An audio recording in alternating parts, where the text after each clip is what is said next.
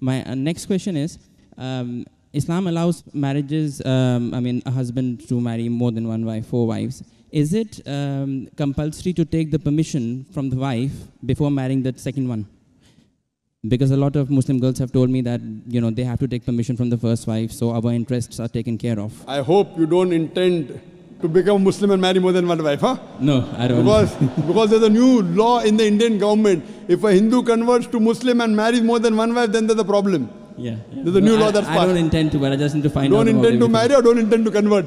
I won't answer that now. There was the question that is it compulsory that a husband should take the permission of his first wife before he marries a second wife? As a general rule, because it is mentioned in the Quran that a man can have more than one wife, it is not required for a man to take the permission of first wife, but it is preferably takes permission or at least informs her. Okay. Yeah. As far as permission, certain conditions become compulsory. During a nikah, during a marital contract, a man or a woman, before they get married, they can put any conditions which are permitted. If the woman puts a condition in the nikah nama that my husband will not take a second wife as long as I live, because marrying more than one wife is optional. So if she puts the condition, then it becomes compulsory for the husband to take the permission of the wife, otherwise he cannot marry.